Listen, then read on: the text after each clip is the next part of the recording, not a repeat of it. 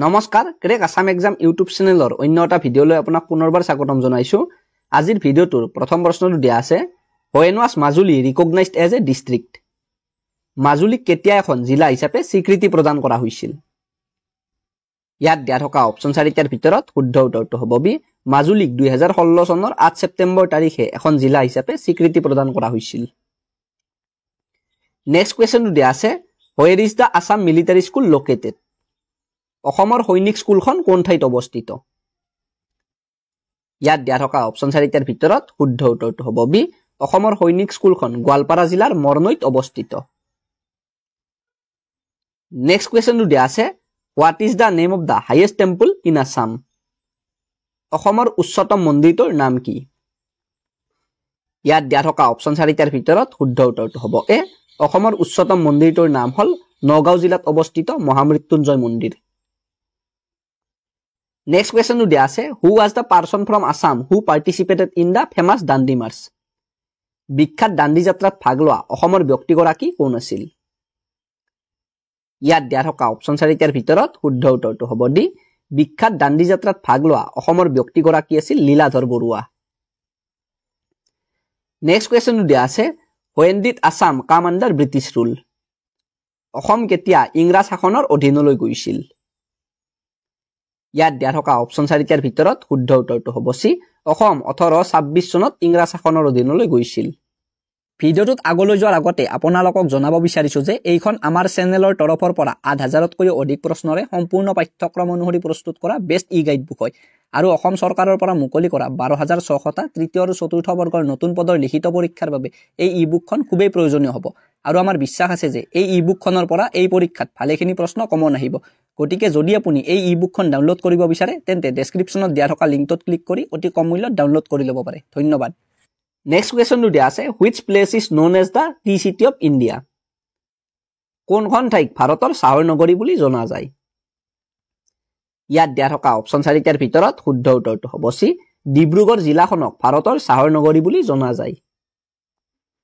Next কোৱেশ্চনটো দিয়া আছে which river is called the shore of Bengal? কোনখন নদীক বংগৰ দুখ বুলি কোৱা হয়? ইয়াত দিয়া থকা অপচন 4টাৰ ভিতৰত শুদ্ধ উত্তৰটো হ'ব সি দামোদৰ নদীখনক বংগৰ দুখ বুলি কোৱা হয়। নেক্সট কোৱেশ্চনটো দিয়া আছে which place in India is called ভূস্বৰ্গ? ভাৰতৰ কোনখন ঠাইক ভূস্বৰ্গ বুলি কোৱা হয়? ইয়াত দিয়া থকা অপচন 4টাৰ ভিতৰত শুদ্ধ উত্তৰটো হ'ব বি ভাৰতৰ কাশ্মীৰ ঠাইখনক ভূস্বৰ্গ বুলি কোৱা হয়। নেক্সট কোৱেশ্চনটো দিয়া আছে when was Yadav Payeng awarded the Padmashri? Yadav পায়েঙক কেতিয়া পদ্মশ্ৰী বঁটাৰে সন্মানিত কৰা হৈছিল? ইয়াত দিয়া থকা অপচন 4টাৰ ভিতৰত শুদ্ধ উত্তৰটো হ'ব সি যাদৱ পায়েঙক 2015 চনত পদ্মশ্ৰী বঁটাৰে সন্মানিত কৰা হৈছিল। নেক্সট কোৱেশ্চনটো দিয়া আছে which planet is known as the sister of earth? কোনটো গ্ৰহক পৃথিৱীৰ ভগ্নী বুলি জনা যায়? ইয়াত দিয়া থকা অপচন 4টাৰ ভিতৰত শুদ্ধ উত্তৰটো হ'ব সি শুক্ৰ গ্ৰহটোক পৃথিৱীৰ ভগ্নী বুলি জনা যায় বা শুক্ৰ গ্ৰহটোক পৃথিৱীৰ যমজ গ্ৰহ বুলিও জনা যায়। নেক্সট কোৱেশ্চনটো দিয়া আছে who was the greatest king of the Koch kingdom? Koch ৰাজ্যৰ শ্ৰেষ্ঠ ৰজাজন কোন আছিল? ইয়াত দিয়া থকা অপচন 4টাৰ ভিতৰত শুদ্ধ উত্তৰটো হ'ব বি কোচ ৰাজ্যৰ শ্ৰেষ্ঠ ৰজাজন আছিল নৰনাৰায়ণ। নেক্সট কোৱেশ্চনটো দিয়া আছে what was the name of the last king of the Chutia kingdom? Chutia ৰাজ্যৰ শেষৰ ৰজাজনৰ নাম কি আছিল? ইয়াত দিয়া থকা অপচন 4টাৰ ভিতৰত শুদ্ধ উত্তৰটো হ'ব ডি চুতীয়া ৰাজ্যৰ শেষৰ ৰজাজনৰ নাম আছিল নীতিপাল। নেক্সট কোৱেশ্চনটো দিয়া আছে when did Mir Jumla invaded Assam? মিৰ্জুমলাই কেতিয়া অসম আক্ৰমণ কৰিছিল? ইয়াত দিয়া থকা অপচন 4টাৰ ভিতৰত শুদ্ধ উত্তৰটো হ'ব সি মিৰ্জুমলাই 1662 খ্ৰীষ্টাব্দত অসম আক্ৰমণ কৰিছিল। নেক্সট কোৱেশ্চনটো দিয়া আছে Kolkata is situated on the banks of which river? Kolkata কোনখন নদীৰ পাৰত অৱস্থিত? ইয়াত দিয়া থকা অপচন 4টাৰ ভিতৰত শুদ্ধ উত্তৰটো হ'ব সি কলকাতা হুগলী নদীৰ পাৰত অৱস্থিত। নেক্সট কোৱেশ্চনটো দিয়া আছে on which date is Assam Sports Day celebrated? Assam ক্ৰীড়া দিৱস কোন তাৰিখে পালন কৰা হয়? ইয়াত দিয়া থকা অপচন 4টাৰ ভিতৰত শুদ্ধ উত্তৰটো হ'ব এ প্ৰতি বছৰে 17 অক্টোবৰ তাৰিখটোত অসম ক্ৰীড়া দিৱস পালন কৰা হয়। নেক্সট কুৱেশ্যনটো দিয়া আছে when is national youth day celebrated ৰাষ্ট্ৰীয় যুৱ দিৱস কেতিয়া উদযাপন কৰা হয় ইয়াত দিয়া থকা অপচন 4টাৰ ভিতৰত শুদ্ধ উত্তৰটো হ'ব চি প্ৰতি বছৰে 12 জানুৱাৰী তাৰিখটোত ৰাষ্ট্ৰীয় যুৱ দিৱস হিচাপে পালন কৰা হয় নেক্সট কুৱেশ্যনটো দিয়া আছে who is the chairman of the 15th finance commission 15তম বিত্ত আয়োগৰ অধ্যক্ষ কোন ইয়াত দিয়া থকা অপচন 4টাৰ ভিতৰত শুদ্ধ উত্তৰটো হ'ব এ 15তম বিত্ত আয়োগৰ অধ্যক্ষগৰাকী হ'ল নন্দকিশোৰ সিং নেক্সট কুৱেশ্যনটো দিয়া আছে where is the headquarters of Google located গুগলৰ মুখ্য কাৰ্যালয় ক'ত অৱস্থিত ইয়াত দিয়া থকা অপচন 4টাৰ ভিতৰত শুদ্ধ উত্তৰটো হ'ব বি গুগলৰ মুখ্য কাৰ্যালয় আমেৰিকা যুক্তৰাষ্ট্ৰৰ কেলিফৰ্ণিয়াত অৱস্থিত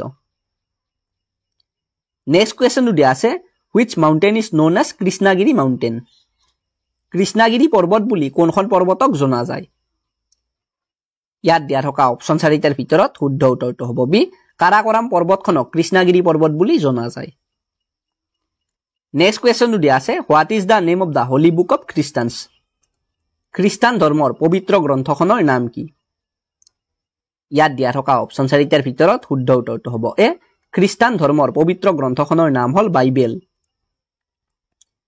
নেক্সট কুৱেশ্যনটো দিয়া আছে what is the name of the only male river in India ভাৰতৰ একমাত্ৰ পুৰুষ নদীখনৰ নাম কি ইয়াত দিয়া থকা অপচন 4টাৰ ভিতৰত শুদ্ধ উত্তৰটো হ'ব ডি ভাৰতৰ একমাত্ৰ পুৰুষ নদীখনৰ নাম হ'ল ব্ৰহ্মপুত্ৰ নদী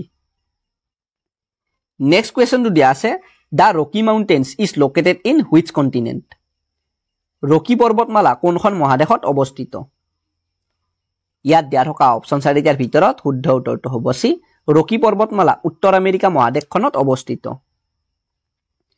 নেক্সট কুৱেশ্যনটো দিয়া আছে where is the only fisheries college in Assam located অসমৰ একমাত্ৰ মীন মহাবিদ্যালয়খন ক'ত অৱস্থিত ইয়াত দিয়া থকা অপচন 4টাৰ ভিতৰত শুদ্ধ উত্তৰটো হ'ব চি অসমৰ একমাত্ৰ মীন মহাবিদ্যালয়খন নগাঁও জিলাৰ ৰহাত অৱস্থিত